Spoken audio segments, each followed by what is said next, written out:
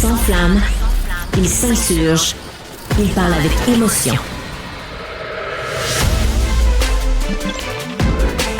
Francis Gosselin.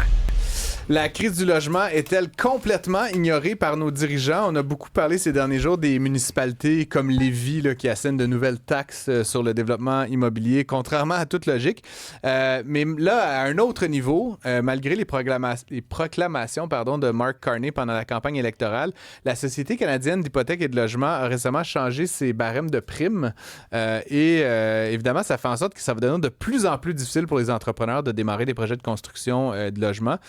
Que fait le premier ministre pour l'instant? Il n'a pas réagi à cette annonce, à ce que je sache. Donc, ça viendrait peut-être mettre le clou dans le cercueil de certains projets. J'en parle avec Louis Boucher, qui est déjà venu, de mémoire à l'émission. Louis, on s'est déjà vu l'année dernière. Il est entrepreneur général chez Éco Immobilier. Bonjour, Louis. Bonjour.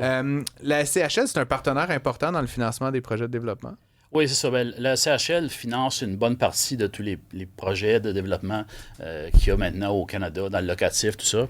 Donc, c'est sûr que c'est un partenaire important. C'est des primes aussi qui sont excessivement élevées, si on regarde les montants qui sont déboursés.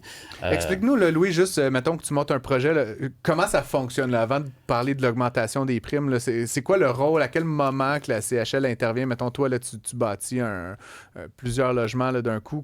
C'est quoi son rôle à la CHL dans la séquence? Là, ouais. Donc, la SHL, elle va offrir une assurance en tant que telle qui va protéger les banques. Donc, nous, quand on veut se financer, on a évidemment besoin des banques. Donc, ça va donner une assurance aux banques dans le cas qu'il y a un problème avec le projet, puis on va en faillite, bien, la banque est protégée. La banque ne perdra jamais. Donc, nous, à titre de client, on va payer une prime à la SHL. La prime, elle va être basée sur certains paramètres. Donc, il y a différents programmes qui sont offerts. Un programme, on va dire, classique, qui a un certain, mettons, 25 % de mise de fonds, qui généralement est peu ou pas utilisé, parce que maintenant, les projets sont tellement coûteux à construire qu'il y a des problèmes de capitaux pour tout le monde. T'as pas assez de liquidité pour mettre 25 %. C'est un peu comme pour les particuliers. Là. 25 c'est la même des chose. projets sont tellement chers que les gens n'ont pas nécessairement 25 %. Donc, on veut réduire le capital qui est mis. Donc, avec la CHL, il y a des programmes qui permettent de mettre moins de capital, mais évidemment, il faut payer des primes associées à ça. La CHL... Puis moins t'en mets, plus la prime est élevée. Exactement. Là, c'est dur à comprendre. Tu as beau le regarder 10 fois, ces programmes-là. C'est un peu comme les particuliers. Là. Si tu mets 20 % dans une maison, tu n'as pas à payer de la CHL. Puis si tu mets 15, puis 10, puis 5, ben, plus tu es proche du 5, plus la prime à payer SCHL elle va être élevée. C'est ça. À la différence que dans le particulier, c'est relativement simple le programme. C'est dépendant combien tu mets. Du côté commercial, tu as plein de paramètres. Donc, il y a des programmes. Le programme qui a financé, je crois que j'ai cru lire 88 % des projets dernièrement auraient passé sous ce programme-là à PH Select. Donc, il y a différentes composantes. Donc, si tu apportes de l'abordabilité, tu acceptes de geler des loyers pendant un nombre X d'années, tu vas avoir un certain pointage. Si tu acceptes de faire un bâtiment qui va être ultra efficace énergétiquement, donc 40 % plus efficace que le code, tu as d'autres points. Puis si tu donnes un accès universel pour les personnes à mobilité réduite, tu vas avoir d'autres pointages. Donc, ce programme-là, ben, quand on commence un projet, ben on construit en fonction de ça. On vise à atteindre, mettons, l'efficacité énergétique. Donc, puis là, donc, tu vas dépenser en fonction d'atteindre des objectifs d'un programme. Là, le problème qu'on a eu, c'est que ça fait 2 années de suite qu'à peu près à 10 jours d'avis, là, le projet il est lancé, ça fait 8 mois, 7 mois qu'il est en route. La CHL nous dit « Ah non, by the way, le programme, il change dans une semaine. » Les paramètres que vous avez décidés, vous avez pris des décisions dessus, ils sont tous changés complètement. Là, on vient de se faire un petit peu le coup dernièrement.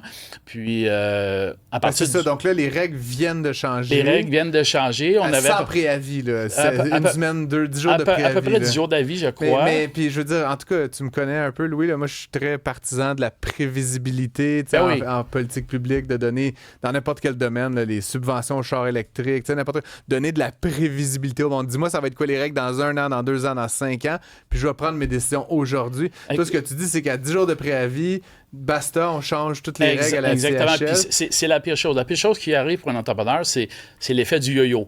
Donc, qu'on change du jour au lendemain tous les paramètres, puis que là, les décisions qu'on a prises, il y a 6 mois, il y a 8 mois, il y a 1 an, ou il y a 4 ans, ben, ne sont plus du tout les mêmes qu'on aurait prises, sachant où est-ce qu'on en est. Comme là, le côté énergétique, l'année passée, les gens ont dépensé des dizaines et des dizaines de milliers ou des centaines de milliers de dollars pour atteindre des efficacités énergétiques énergétique. Puis là, on dit, le pointage associé à ça, il va être différent maintenant. Il va être moindre. Donc, il va être moindre. Donc, au lieu de 100 points avec l'efficacité énergétique, je pense que tu peux aller chercher juste 50 points. Donc là, ça a l'impact sur la prime, ça a plein d'impacts sur la durée d'amortissement que tu peux avoir. Au lieu d'un 50 ans, tu tombes peut-être 45, 40, etc.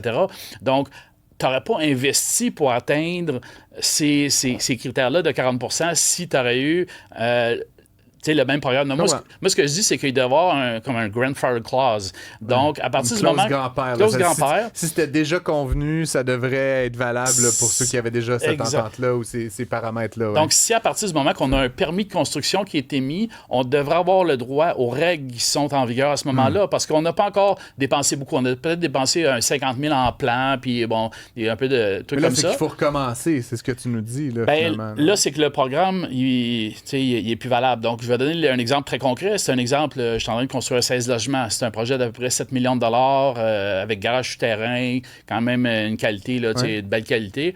La prime aurait été de 200 000 dollars payable à la SCHL. Donc, là, avec le changement du programme, le délai trop court, la prime, elle passe à 400 000 une hausse de 100 %. Donc, il y a 200 000 qui vient comme de disparaître de mes poches. Puis, les marges dans la construction, malgré ce que tout le monde pense, il n'y en a plus de marge dans la construction. Les coûts ont explosé de 50 % dans les matériaux. La main-d'œuvre vient d'avoir 8 % là, ils ont signé il y a quelques jours, il y a quelques semaines. Donc, il n'y a plus de marge. Puis les entrepreneurs, ils vont tous sortir. On va tous abandonner le domaine. Fait que d'un côté, la SCHL qui a une mission de nous dire on veut créer du logement abordable, ils sont en train de faire sortir les entrepreneurs du marché. Donc, ça va vraiment à contresens. Je te pose une question, Louis, parce que je connais quand même du monde à la SCHL. Puis la SCHL, ils sont pas là, genre dans leur sous-sol à dire comment est-ce qu'on pourrait faire la merde. En tout cas, il y a une bonne intention. Peut-être qu'elle est mal transmise, mais c'est quoi juste? Qu'est-ce qu'ils veulent faire? Pourquoi ils agissent de même? Là?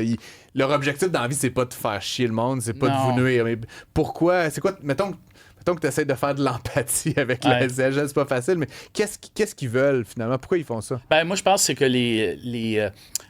les chiffres qu'ils ont donnés sont probablement rendus erronés, puis ils se sont rendus compte qu'ils sont erronés. Ça, c'est une chose, parce qu'on a bloqué la construction des logements au Québec, des centaines de milliers de logements pendant 3-4 ans. Ouais. Tout a été bloqué par le Not in my backyard, par les élus municipaux, par toutes sortes de groupes de pression. Tout a été bloqué. Puis là, les élections arrivent pour tout le monde, fédéral, provincial, municipal. Là, tout d'un coup, on voit les tours apparaître partout. On voit les chantiers exploser. On voit le logement social, les tours là, à tous les coins de rue qui sortent.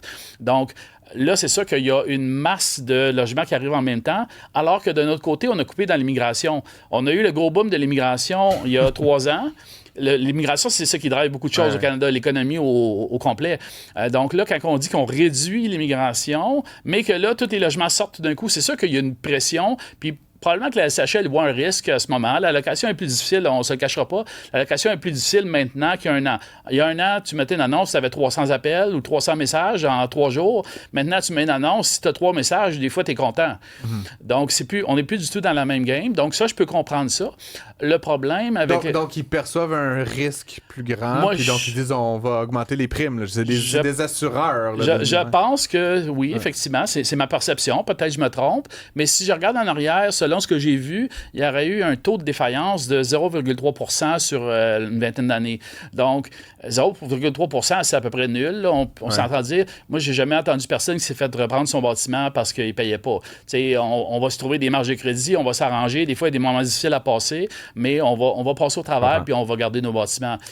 Je te pose une question, Louis, peut-être un peu politique pour finir, mais bon, j'ai dit, puis je le réitère, pendant la campagne électorale, le logement a été un enjeu. Monsieur Carney, qui a finalement été élu, a parlé de Maison Canada, puis que le logement abordable est une priorité. Puis j'ai tendance à le croire. Là. Il veut faire plein d'affaires. Je pense qu'il c'est en cours. Là. Il a été élu il n'y a pas si longtemps. La SCHL, c'est une société fédérale. Est-ce que toi, tu as un vague espoir que Mark Carney pourrait, ou le gouvernement fédéral pourrait intervenir dans le dossier justement pour limiter la casse que vous subissez actuellement? Moi, je pense qu'ils ont probablement déjà intervenu dans le sens que une des bonnes actions qui a été faite par le fédéral, puis moi, j'ai salué le fédéral pour ça.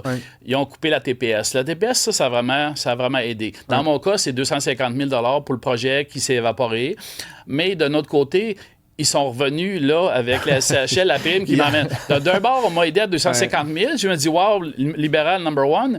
Puis après ça, ben, on vient me couper 200 000. Donc, on est revenu à la même place. Donc, moi, je pense qu'il y a une commande politique aussi qui se fait par en arrière parce que la SHL, il y a à peu près, ils font environ une marge de profit de 20 % de ce que j'ai analysé versus un assureur typique qui est dans les 4 %. Donc, il y a un pouvoir monopolistique, ils l'utilisent. Dans le privé, on se ferait poursuivre. Un assureur qui ferait 20 % même, le bureau de la concurrence arriverait, puis ils diraient, écoute, il y a quelque chose qui se passe, tu sais, le cartel des vitamines, du pain, de l'essence, ils ont tous eu droit au bureau de la concurrence. La SHL, Société de la Couronne, elle n'a pas le droit à ça. Elle a le droit de faire un 20 % de ses marges, puis elle en envoie 80 % en dividendes au fédéral. Donc, l'acteur numéro 1 là-dedans, c'est le fédéral. J'ai envie de devenir conspirationniste des fois quand j'entends des affaires de même. Fred, est-ce qu'on a des membres de la communauté qui répondent un peu? Oui, ben c'est sûr que c'est intéressant, mais on a un membre de la communauté de la construction qui attire aussi notre attention sur ce qui serait passé à Sainte-Calix. Là, ce serait une signaleuse qui aurait été happé là, récemment par un véhicule lourd. Là. Donc, au niveau de la communauté de la construction, on serre aussi les coudes au niveau de ce que ça donne sur place. Là. On essaie de suivre la nouvelle au fur et à mesure, mais merci de nous tenir informés. Là, une signaleuse qui serait décédée après avoir été heurtée par la machinerie aujourd'hui. On va suivre ça et essayer d'en reparler avant la fin de l'émission. Ouais. En tout cas, entre-temps, Louis Boucher, merci beaucoup. Puis évidemment, j'invite tous ceux et celles là, qui veulent interagir avec nous, là, à nous écrire au 1-877-827-2346. Je pense que tu as très bien résumé la situation. Si tu me permets, je vais faire une dernière petite intervention. Quand je parlais de la hausse là, du 200 000 de primes, c'est plus que ça en réalité. Parce que ça, c'est ce qui est ajouté aux prêts. Les prêts, maintenant, sont de 40 à 50 ans. Donc, mettons qu'on prenne une moyenne 45 ans. Une surprime, un montant de 400 000 que je paye à la SHL coûte environ 850 000 sur le terme qu'il faut repayer. Donc, ce 850 000-là, on ne l'invente pas. Il y a quelqu'un qui va le payer. L'entrepreneur n'a pas les moyens. Donc, ça, c'est sûr que ce que la SHL fait, qui est supposée aider le logement abordable, elle vient de faire exactement l'inverse. Elle vient de pousser les loyers à la hausse. Donc, c'est malheureux, mais c'est ça. Bien étrange situation. On va suivre, évidemment, l'affaire de la signaleuse et ce dossier SCHL avec le plus grand intérêt. Merci, Louis, d'être venu en studio. Merci beaucoup. On se retrouve bientôt.